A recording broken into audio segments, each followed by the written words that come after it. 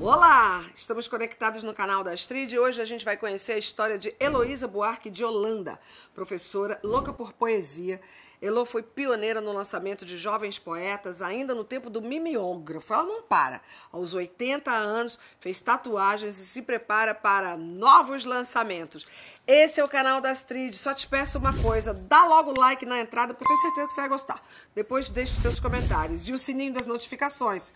Tá lá? Apertou já? Obrigada. Feminista, escritora, doutora, professora emérita da Escola de Comunicação da UFRJ e autora do projeto Universidade das Quebradas, entre a periferia e o mundo acadêmico. Elo Buarque é apaixonada por poesia e organizou a antologia 26 Poetas Hoje, que virou uma marca da poesia marginal. Heloísa Helena Oliveira Buarque de Holanda nasceu em julho de 1939 em Ribeirão Preto, interior do estado de São Paulo, mas se mudou para o Rio de Janeiro aos 4 anos. É filha de Alberto de Souza Oliveira e Nair Teixeira Souza Oliveira.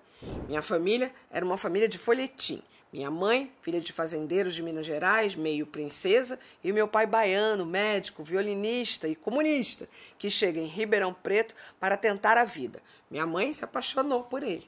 A família dela foi contra. Eles fugiram e foram felizes para sempre. Acho que nesse panorama eu tinha que acreditar na aventura e na transgressão. Heloísa cresceu com influências das culturas paulista e carioca. Paulista porque sou compulsiva, workaholic e doentiamente organizada. Carioca porque sou praieira, ando meio desarrumada, acho o humor fundamental e a maior expressão da inteligência. Me identifiquei. Recebeu uma educação rígida, baseada na responsabilidade e excelentes resultados na escola, uma exigência paterna.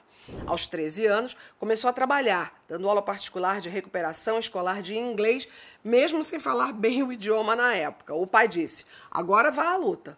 Ele foi diretor do Instituto de Puericultura da UFRJ, Faculdade Federal do Rio de Janeiro. Heloísa lembra que a biblioteca do pai em casa era como um clube, sempre cheia de alunos assistentes. Ele trabalhava pela casa toda, desarrumava tudo. Minha mãe era linda, dona de casa e apaixonada pelo meu pai, bem mais do que pelas filhas.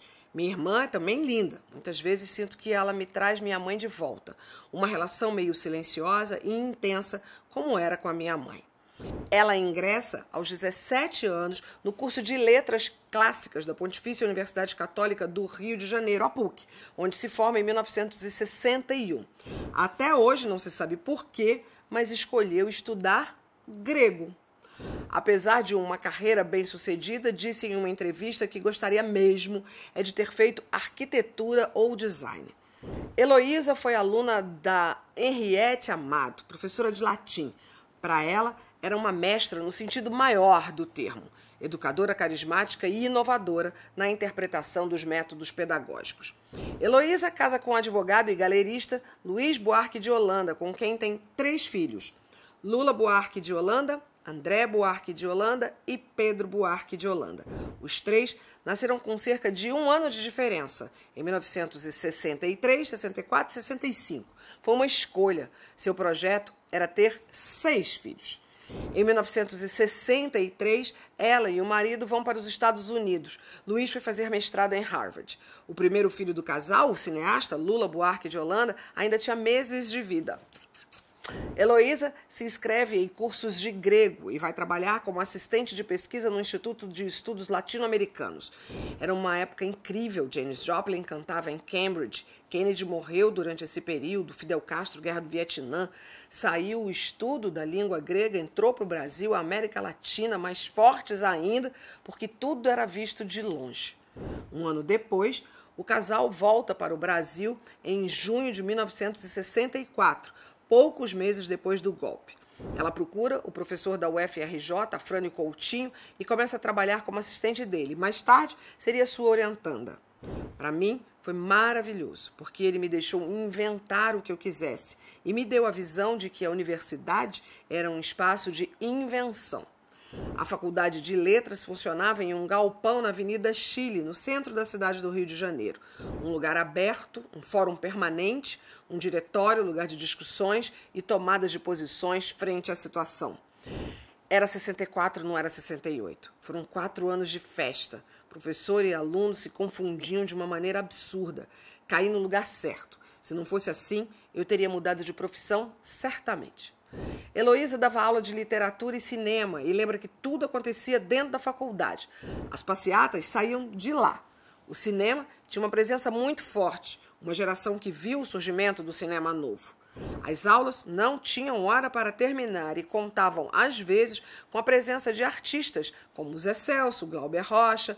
Era um lugar de troca, uma arena muito importante. Depois tudo mudou. Em 1968, a situação política do país fica bem complicada. A censura e a perseguição política dos militares se tornam asfixiantes. As faculdades sofrem um radical esvaziamento e silenciamento. Alunos e professores são perseguidos, alguns são presos e determinados autores e livros são proibidos. É nesse ambiente pouco produtivo que Heloísa vai trabalhar com poesia marginal, um oásis criativo em meio às sombras da repressão. Poesia não era o alvo da ditadura, não tinha impacto político. Grupos de jovens que misturavam rock com poesia ganham espaço no viés da contracultura. Uma produção que não partia para o confronto, mas tinha muita energia. Heloísa escreve a tese de mestrado baseada no movimento e faz uma antologia sobre o tema. Ela vê a poesia como linguagem visual. É a forma de expressão na qual se sente mais confortável. Sou doida por poesia. Sempre penso na poesia como um farol que ilumina o que vem por aí. Invariavelmente ela acerta. A poesia é prima irmã da filosofia e tem a potência da palavra condensada. Heloísa viveu intensamente os anos 1960, onde as jovens não queriam ser modelos, mas sim guerrilheiras. A palavra de ordem era mudar o mundo, mudar a própria vida. Ela já era casada e mãe, mas não abandonava os sonhos. A saída para a ansiedade era a psicanálise, para onde corriam os jovens de classe média. A urgência de mudança era prioritariamente feminina. Fazíamos viagens subjetivas incríveis, experiências terapêuticas estranhas. Tomava-se ácido na época, visto como terapêutico. Recorríamos a várias formas de apoio para uma mudança de paradigma comportamental, o que era exaustivo. Sua família continuava idêntica, os homens também. Ninguém se mexia, só você. O casamento com Luiz não resiste a tantos questionamentos e desejos de mudança. Uma separação conflituosa. Heloísa teve que se desdobrar para garantir o sustento da família. Fez revisão, escreveu para jornal, deu aulas, fazia o que surgisse de oportunidade. O que foi muito bom, perdi o medo, senti na carne que acontecesse o que fosse, eu conseguiria segurar a onda. Ela se casa com o diretor de fotografia e cineasta João Carlos Horta, uma relação que mudou a vida dela. Eu tinha uns 35 anos, a relação com o João mudou minha vida. Mudei de turma totalmente. Comecei a fazer fotografia, fiz 2 ou 3 documentários, fazia o que passava pela frente, com uma vontade enorme e livre de inventar. Eles vivem juntos por quase 3 décadas e oficializam a relação quando ela completa 60 anos. João Carlos faleceu em 2020. A partir das décadas de 70 e 80, ela diversifica ainda mais as experiências com passagens pelo jornalismo, cinema, rádio e outras áreas da cultura e foi diretora do Museu da Imagem e do Som do Rio de Janeiro. Atividades que ampliaram o conhecimento da produção cultural nos espaços público e privado. Heloísa conclui o mestrado e doutorado em Literatura Brasileira pela Universidade Federal do Rio de Janeiro, a UFRJ, na década de 1970 e o pós-doutorado em Sociologia da Cultura na Universidade de Colômbia, nos Estados Unidos, em 1980. Na temporada na Universidade Americana, ela entra em contato com novas teorias feministas e a recente criação dos núcleos de estudos de gênero e fica fascinada pelo tema. No Brasil, o feminismo tem traços muito próprios, é muito diferente do feminismo internacional. Estávamos em plena ditadura e a igreja era um ponto de resistência da maior relevância. Então, aqui, o feminismo não pôde acompanhar a mesma pauta, não podia falar em aborto, corpo, amor livre, nada dos temas internacionais. E eu fui para estudar política e cultura, acabei me embrenhando no problema da mulher. Em 1993, ela passa no concurso para professora titular da Escola de Comunicação da UFRJ, a ECO. É agredida de forma simbólica. Chegam a ligar para o escritório da universidade para saber se ela era do bordel da Dona Elô. Ela segue adiante e cria o Programa Avançado de Cultura Contemporânea, que abriga o Polo de Cultura Digital e a Universidade das Quebradas, um diálogo aberto entre produtores culturais e artistas das periferias com a comunidade acadêmica. Heloísa considera esse o projeto mais importante que realizou na vida e o encara como uma militância acadêmica. Além do saber predominantemente, é preciso reconhecer outros saberes para compreender o mundo de hoje, de ativistas, artistas, pessoas da periferia. Além disso, desenvolveu o Laboratório da Palavra e o Laboratório de Feminismo, Teoria e Práticas, projetos do Programa Avançado de Cultura Contemporânea. Heloísa, durante 15 anos, tocou a editora Aeroplano e liderou iniciativas ligadas às questões literárias de raça e gênero.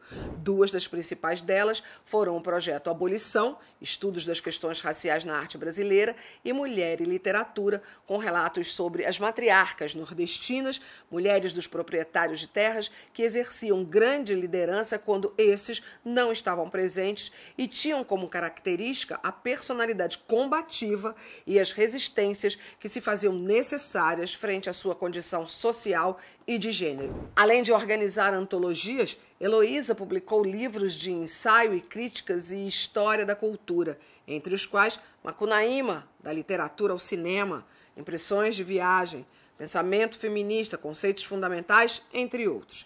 Em 2021, lançou As 29 Poetas Hoje, mais de 40 anos depois de 26 Poetas Hoje, que reúne mulheres poetas da nova geração. A mulher bota a primeira pessoa no texto, sua biografia, coisas que o homem não faz. É uma visão do texto completamente diferente. A mulher registra sua experiência e diz de onde está falando. O homem não diz de onde está falando, porque homem é universal, é a verdade. Heloísa, aos 80 anos, aderiu à tatuagem, iniciais dos nomes dos netos, desenhos feitos por eles e a aranha, da francesa Louise Bourgeois, artista predileta da escritora. Anda escrevendo como nunca.